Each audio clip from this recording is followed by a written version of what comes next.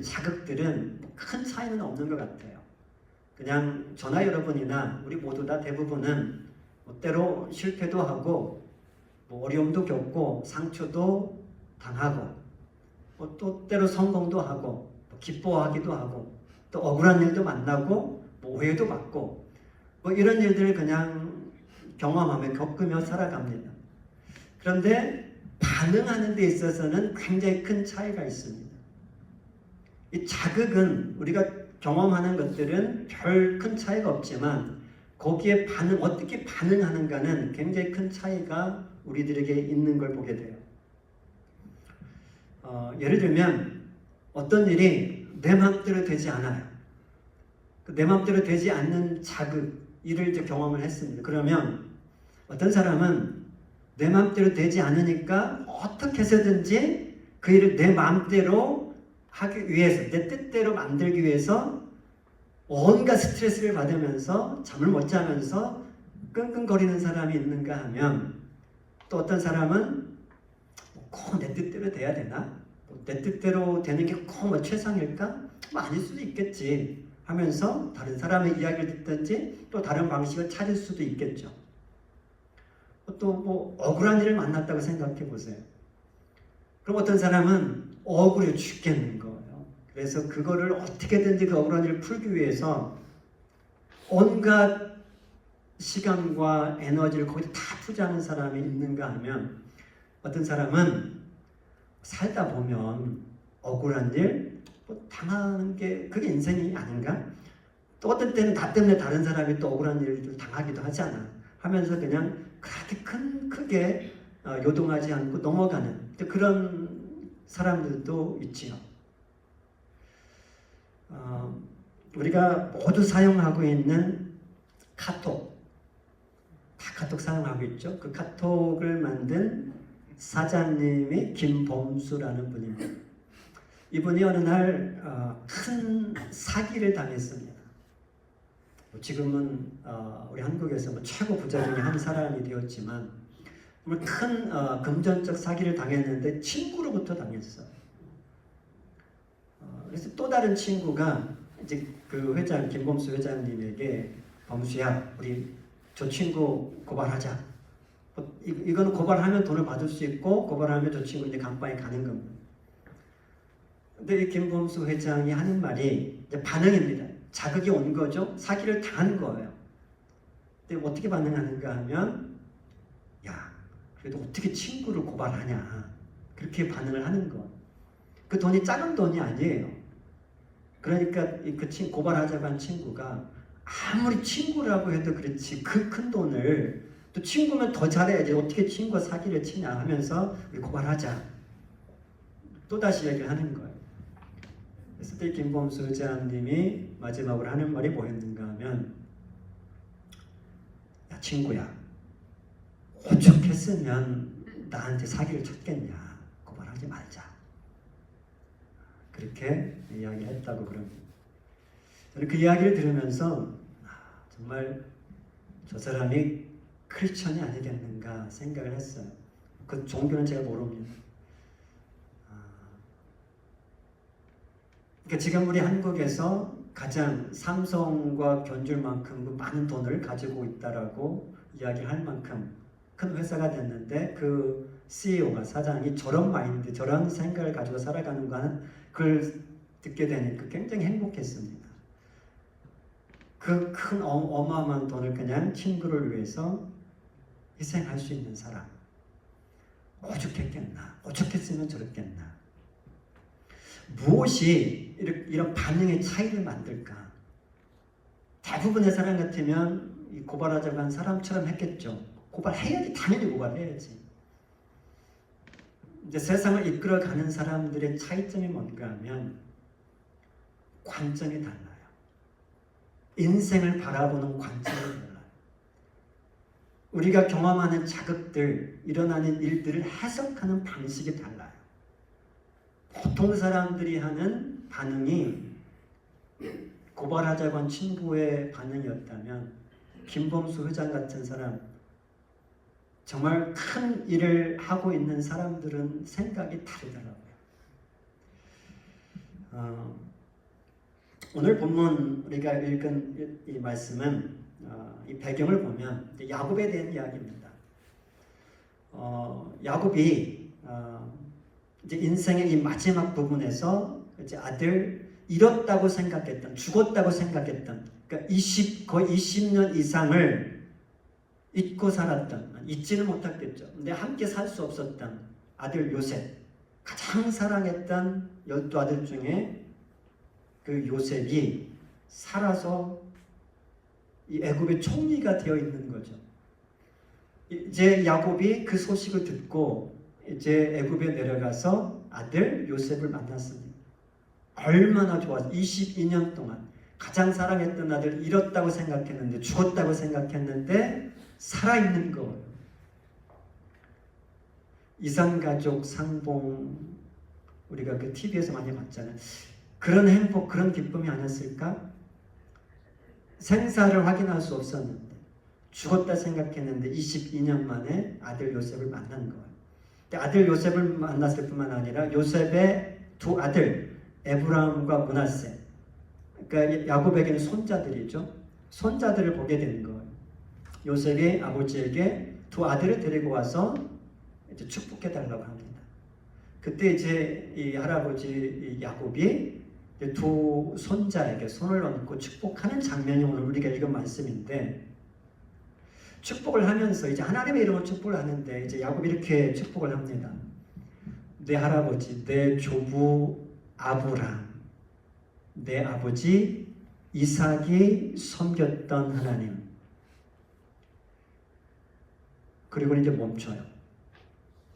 그 다음에 이제 자기에게 하나님이 누군가를 이야기하는 그 장면에서 그냥 자연스러운 건 뭐냐면, 할아버지도 섬겼고 아버지도 섬겼고 내가 섬기는 하나님, 이렇게 이야기하면 자연스러울 것 같은데 야곱이 그렇게 이야기하지 않고 내 할아버지, 내 아버지가 섬겼던 하나님 하고 잠시 멈춘 후에 이렇게 이야기를 해요.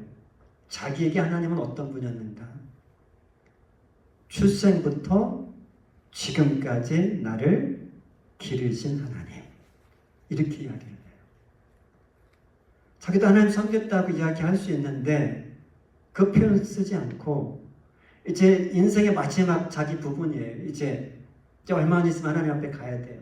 손자들을 보고 있고 손자들 축복하는데, 축복하면서 하나님을 떠올리는데, 하나님을 떠올렸을 때 주마등처럼 지나가는 자기 인생, 그리고 자기와 함께 하셨던 그 하나님 생각하다 보니까 떠오른 표현이 출생부터 지금까지 나를 하나님이 길러주셨구나. 이게 깨닫게 된 거예요. 그래서 하나님을 이렇게 표현하는 거예요. 출생부터 지금까지 나를 길러주신 하나님. 인생의 마지막 부분이에요. 이제 얼마 있으면 죽어요.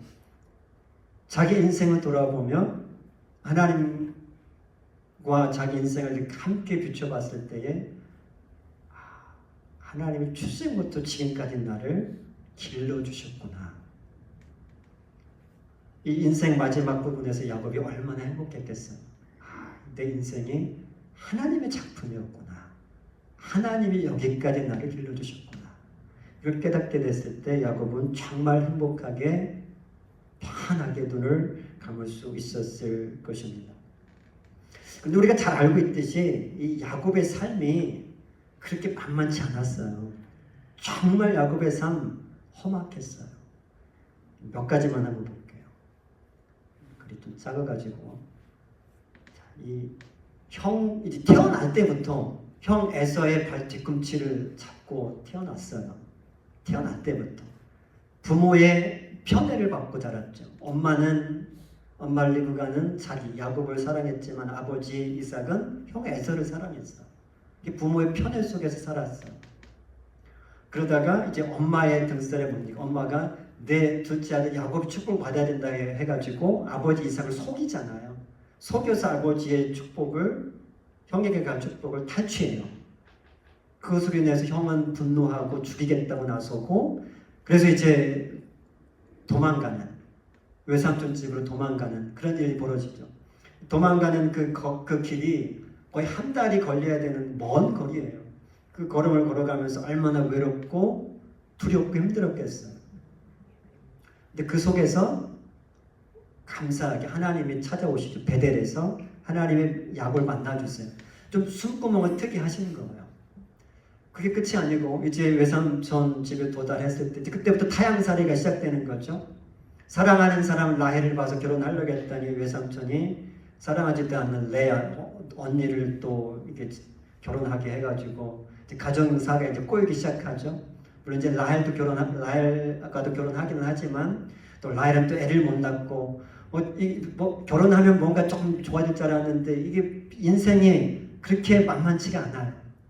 그 다음에 이제 외삼촌 집에서 20년 동안 외삼촌을 섬기게 되는데 외삼촌이라는 사람이 10번에 걸쳐서 이 싹을 이게 막 속이잖아요. 이제 안 되겠다 해가지고 이제 귀향하려고 하는데 듣지 않으니까 형이 군사를 건드리고 자기를 맞으러 오고 있다고 하는 소식을 듣게 돼요. 얼마나 두려웠겠어요. 죽음의 공포도 느꼈고. 근데 또 숨을 쉴 수 없을 때쯤에 또 하나님과 씨름하다가 하나님이 또 야곱을 만나주셔서 거기서 새로운 정체성을 얻게 되죠. 이름이 야곱에서 이스라엘로 바뀌게 되는 그런 일이 있게 되죠. 그러면 또 뭔가 이제 다 잘 될 것 같았는데 또 그렇지가 않아요. 딸 하나밖에 없는 딸 디나가 강간을 당하고 사랑하는 아내 라헬이 죽게 되고 또 가장 사랑했던 아들 요셉은 짐승에 찢겨서 죽었다고 그런 이야기를 듣고 20년 동안 22년 동안 요셉을 볼 수가 없게 되고 또 흉년이 들어가지고 먹고 살 걱정을 해야 되는 그리고 또 마지막에는 막내 아들 베냐민까지 애굽으로 보내야 되는 그 두려움도 겪게 돼요. 이 야곱의 삶을 보면 정말 야곱이 그런 고백을 해요. 이 바로 왕을 처음 만났을 때 내 인생이 나이가 몇 살이냐 이렇게 물어보니까 나이를 물어봤어요. 그럼 130세입니다. 이렇게 이야기하면 끝나면 되는데 내 나이가 130세인데 하나 붙이죠. 거기다가 130세인데 험악한 세월을 보냈습니다. 그 이야기를 해요. 얼마나 힘들었는지 인생 쉽지 않았어요. 야곱에게. 그런데 그 후로 130세에 이제 바로를 만나고 17년 동안 이제 살고 이제 마지막 떠나야 되는 그 순간에 자기 인생을 돌아보니 험악한 세월을 보냈는데 출생부터 지금까지 마지막 순간까지 하나님이 나를 길러주셨다. 이렇게 고백했다는 거예요. 이제 야곱의 삶을 이야기하면서 참 험악했다, 힘들었다 이렇게 얘기를 했는데 아마 여러분들 중에 혹시 내 인생하고 뭐 별 다른 거 없네 라는 생각이 드는 분이 혹시 있을지 모르겠어요. 내 인생도 야곱의 삶하고 뭐 별로 그렇게 큰 차이가 없네. 내 인생도 만만치 않았어. 정말 험악했어. 이런 생각이 드는 분이 혹시 있을지 모르겠어요. 저도 가끔 그런 얘기를 했거든요. 저는 이제 50 중반인데 저도 참 힘든 인생을 살았다라고 이야기를 예전에 많이 했어요. 지금은 얘기할 수가 없어요. 왜냐하면 정말 야곱처럼 험악한 인생을 산 사람이 너무 많은 걸 제가 보다 보니까 난 이제 그 힘들게 살았다는 말을 못 하겠더라고요. 어쨌든 저도 힘들게 산 인생을 산 사람 중 한 사람인데 우리 이민자들의 삶이 뭐 다 그렇죠. 힘들었죠. 뭐 어떤 사람은 야곱의 삶하고 한번 비교해 보면 부모의 편애를 받으면서 형제들과 갈등을 겪으며 사는 사람들이 있죠. 지금까지도 형제들과 이야기 안 하고 살아가는 사람들이 있을 수 있어요. 또 타향살이, 우리 모두 다 타향살이 하고 있습니다. 이 외삼촌 라반이 임금을 속인 것처럼 직장 생활 하다 보니까 이 직장에서 이 임금도 제대로 못 받는 때도 있었고, 그 다음에 어떤 죽음의 공포를 느꼈던 어떤 그런 순간들도 있었고, 딸 디나가 강간을 당한 이런 사건들, 자녀가 뜻밖의 기대하지 않았던 어려움을 경험하는 그런 때도 있었고, 사랑하는 사람이 먼저 세상을 떠나는 그런 경험도 하게 되고, 먹고 사는 문제로 또 걱정할 때도 있었고, 그러니까 이 야곱의 삶이 저 어려운 정말 험악한 저 세월이 정도의 차이가 있을 뿐 우리가 다 겪어가는 거예요. 대부분 정도의 차이죠. 근데 보통 내 인생이 가장 힘들었어요. 주관적이니까 그렇게 이야기를 할 수 있는데 거기에다 대고 부인할 마음은 전혀 없어요. 왜냐하면 내가 겪은 거고 내가 그만큼 힘들었기 때문에 이야기를 하는 거잖아요. 정말 힘들었어요. 정말 힘들게 살았어요. 그런데 중요한 것은 야곱처럼 정말 힘들긴 했는데 내 인생을 돌아보니 하나님이 정말 내 인생을 길러주셨구나. 이런 고백하실 수 있으세요? 아멘, 아멘. 힘들었지만 어려웠지만 정말 돌아보니까 나를 모든 환난에서 건지신 여호와께서, 야곱이 그걸 깨달은 거예요. 어려운 순간들이 있었지만 그 순간순간마다 하나님이 나를 건져주셨다라는 거예요. 우리가 그래서 여기 와 있는 거잖아요. 힘들었잖아요. 어려웠잖아요. 그런데 하나님이 정말 순간순간마다 우리를 건져주셨어요. 목자가 이리가 곰이 와서 자기 양을 빼앗아 가려고 할 때 도망가지 않고 이리와 곰과 싸워서 우리를 건져주신 거예요. 그렇지 않았으면 우리가 오늘 이곳에 있을 수가 없습니다. 우리 인생을 돌아봐도 야곱처럼 고백할 수밖에 없어요. 하나님께서 출생부터 지금까지 나를 길러주셨구나. 그러니까 오늘 찬양한 것처럼 감사. 지금 숨을 쉬고 있는 것도 감사. 감사할 수밖에 없는 거죠. 요셉의 삶도 마찬가지였어요. 이거 요셉을 잘 아는데, 요셉의 형들이, 아버지가 요셉을 편애하다 보니까 형들이 요셉을 시기하게 되죠. 그래서 노예로 팔아먹어요. 그때 나이가 17세였습니다. 요셉의 나이가 17살. 17살의 나이에 노예로 팔려갔습니다. 애굽에서. 근데 노예로 살아가면서 나름 열심히 살았어요. 그런데 어느 날 또 이 주인의 아내, 보디발의 아내가 거짓 고발을 해서 감옥에 갇히게 되죠. 이제 감옥살이를 하게 되죠. 노예살이에서 감옥살이. 자그마치 노예살이에서 감옥살이까지 13년을 해요. 13년. 그 젊은 나이, 가장 왕성한 그 나이에 노예로 살아가게 되고 감옥에서 살아가게 돼요. 얼마나 억울해요.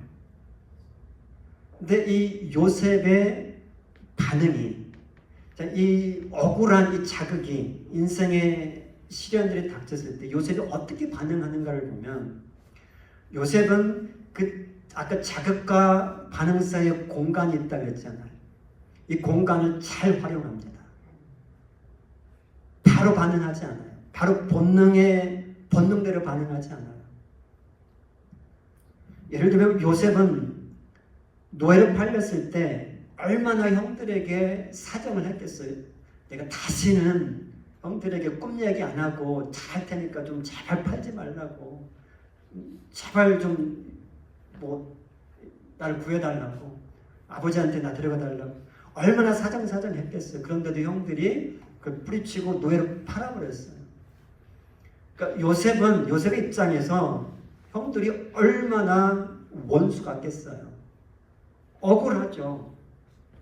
그러니까 평생 원수 갚을 날만 생각하며 그 원수의 칼날을 갈며 살 수도 있었죠.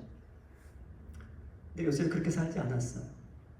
요셉은 그 공간을 어떻게 활용했는가 하면은 하나님을 생각하며 살았어요. 그러니까 형들에게 반응하지 않았고 자기에게 닥치는 노예로서 살아가면서 닥치는 그 자극들에 반응하지 않았어요. 하나님께 반응했어요. 이게 놀라운 거예요. 그 보디발의 그 주인의 아내가 이제 성적으로 자극해오죠. 성적인 유혹을 해오죠. 한 번, 두 번, 세 번, 끊임없이 요셉이 거부할 때마다 포기하지 않고 계속해서 요셉을 유혹해옵니다.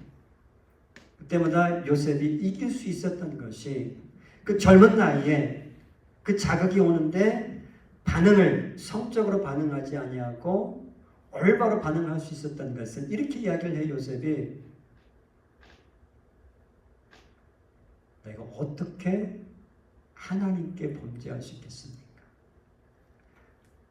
당신 나를 유혹해오고 내가 거기에 반응하는 것은 하나님께 범죄하는 겁니다.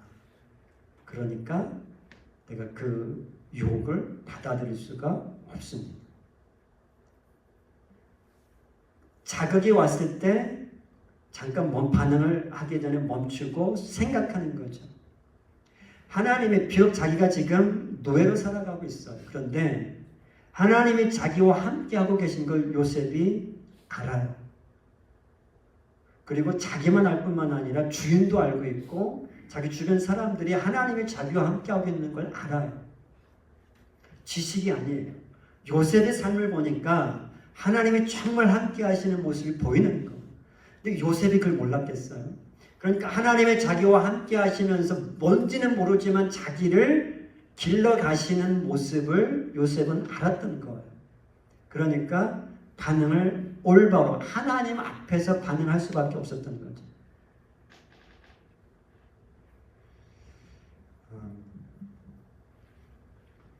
이제 요셉이 애굽의 총리가 되어서 이제 형들이 자기를 팔아먹었던 형들이 이제 요셉 앞에 무릎 꿇는 이제 그런 상황이 되었습니다. 요셉의 형들의 입장에서 얼마나 두렵겠어요. 동생을 노예로 팔아먹었어요. 근데 그 동생이 지금 애굽의 총리가 되어 있어요. 지금 세계를 다스리는 지도자가 되어 있어요. 요셉이 한마디면 자기들은 끝납니다. 두려워 떨고 있는 형들에게 요셉이 뭐라고 얘기를 하는가 하면 당신들은 나를 해하려 하였으나 이게 자극입니다. 형들이 요셉을 해하려고 했죠. 근데 반응이 뭐예요? 밑에 거 보면 요셉이 두려워하지 마소서 내가 당신들과 당신의 자녀를 기르리이다. 하나님께서 나를 지금까지 길러주신 것처럼 이제는 내가 당신들과 당신들의 자녀를 기르겠습니다. 이렇게 이야기를 해요. 어떻게 원수들 앞에서 자기가 그렇게 애원하고 살려달라고 했을 때 들어주지 않았을 때 그 원수들, 비록 형들이지만 그들에게 저렇게 반응할 수 있을까? 공간을 잘 활용했다는 것.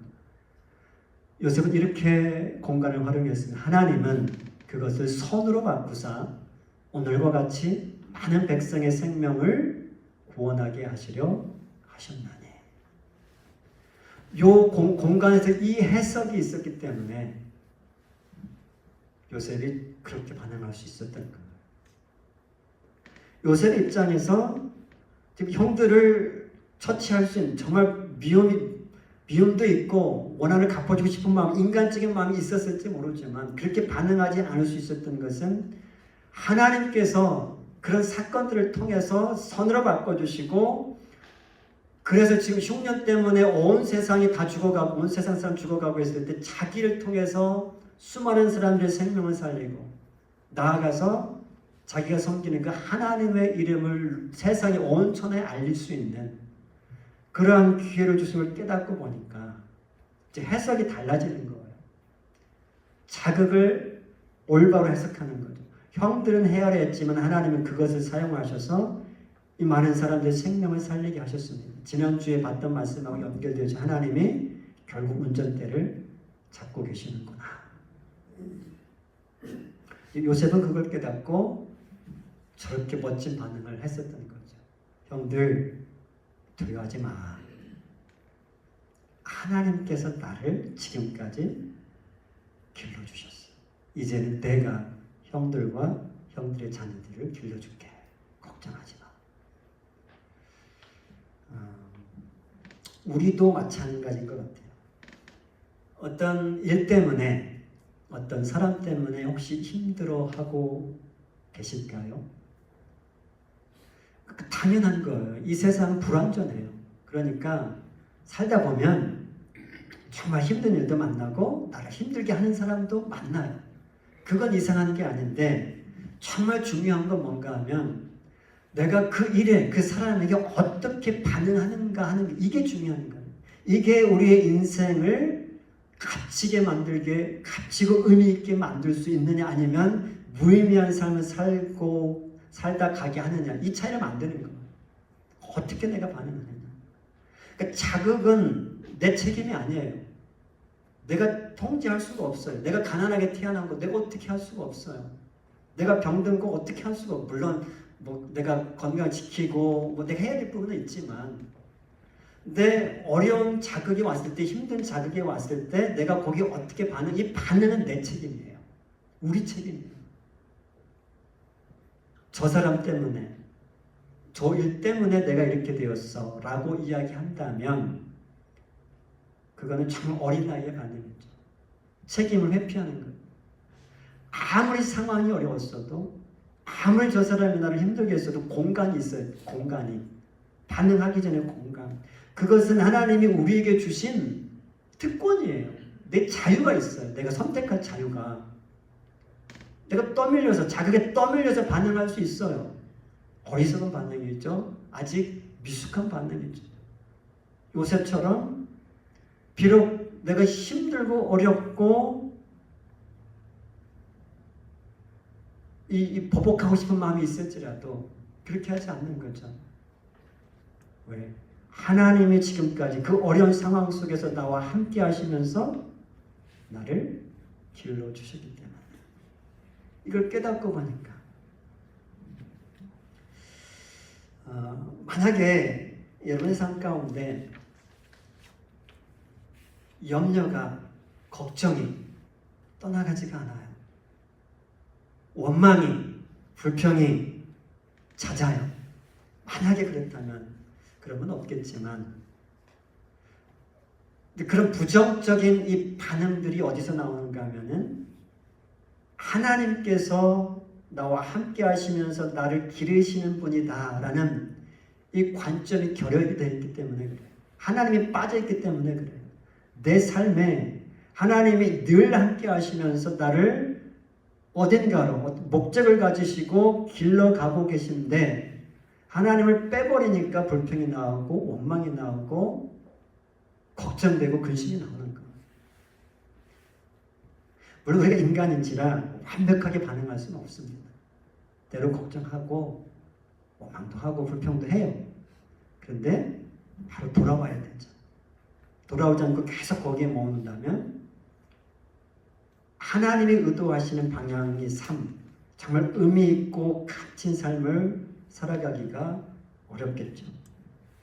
그러면 이제 마지막으로 생각해 보고 싶은 것이 하나님은 우리를 기르고 계신데 어떤 목적, 어떤 의도를 가지고 우리를 길러가고 계실까? 그냥 아무 의미 없이, 아무런 의도도 없이 단순히 우리를 보호하시기 위해서, 어려움에서 보호하시기 위해서 우리를 길러가고 계신가?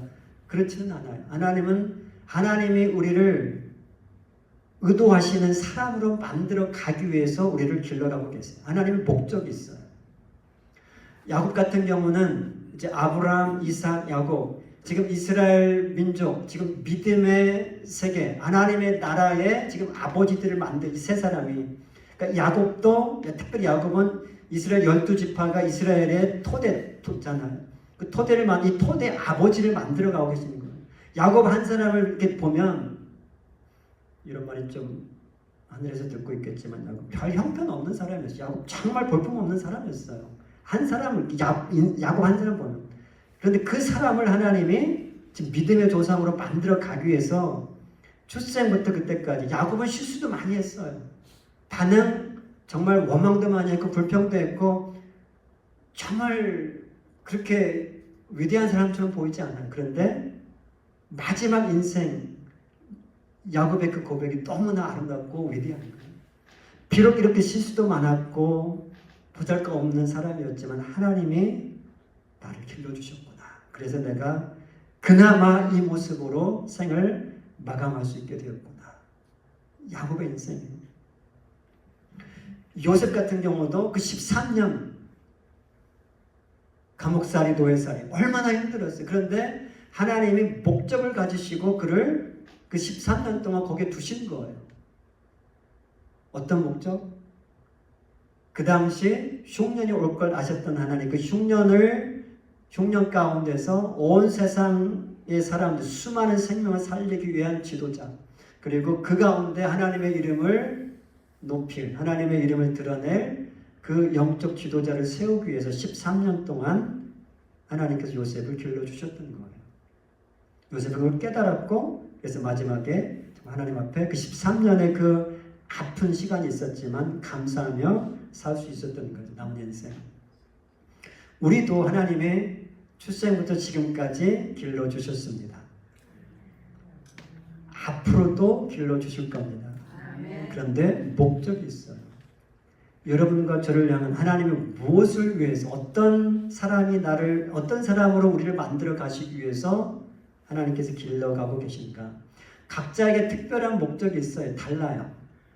저 같은 경우는 하나님이 왜 저를 어릴 때부터 가난하고 힘든 이런 과정들을 겪게 하셨는가? 제가 한마디로 표현하자면 하나님은 저를 교회를 회복시키는 자로 저를 만들어 가시기 위해서 하나님께서 그런 과정들을 겪게 하셨다고 저는 믿어요. 여러분들의 각자에게 다 다른 게 있는데 공통적인 게 있어요. 공통적인 거. 모든 그리스도인들에게 하나님이 이 목적을 가지시고 우리를 길러가고 계신데 그게 뭔가 하면 이거 로마서 8장 29절 말씀, 우리가 로마서 8장 28절 말씀 너무나 잘 아는데 그 밑에 말씀에 하나님이 미리 아신 자들을 또한 그 아들의 형상을 본받게 하기 위하여 미리 정하셨으니, 그러니까 쉽게 설명하면 예수 믿는 자들은 예수님의 형상을 본받게 하기로 이미 예정되어 있다라는 것. 하나님께서 우리들을 예수님을 통해 구원하신 후에 우리의 인생의 방향을 어떻게 몰고 가시는가 보니까 예수님을 닮아가게 하도록 우리의 삶을 이끌어 가고 계시다라는 거예요. 그게 우리 모든 그리스도인들의 방향입니다.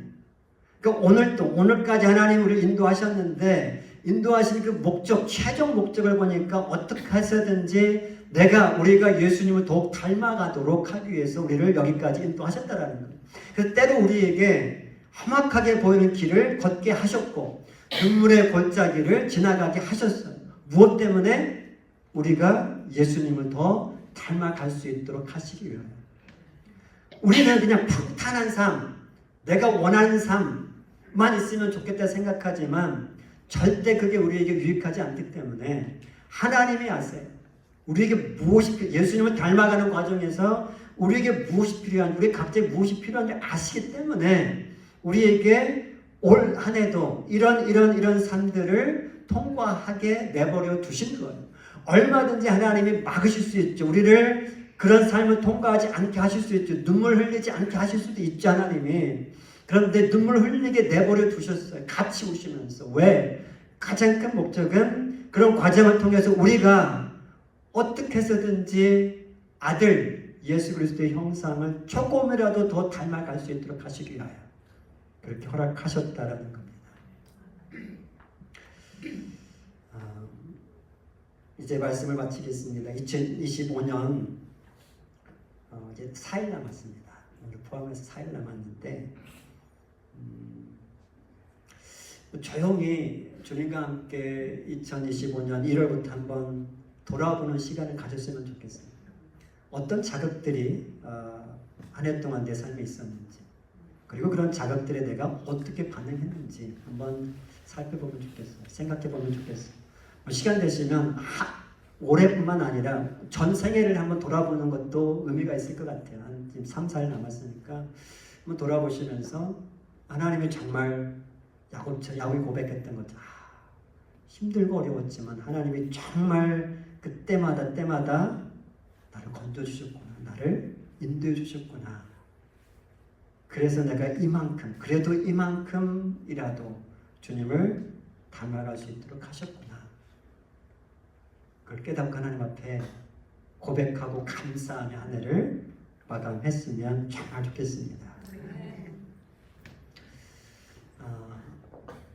이 자극과 반응 사이에 공간이 있다는 거 기억하시고 저 공간 안에 나를 기르시는 하나님, 저 관점을 가지시고 여러분의 인생을 바라보시면 좋겠습니다.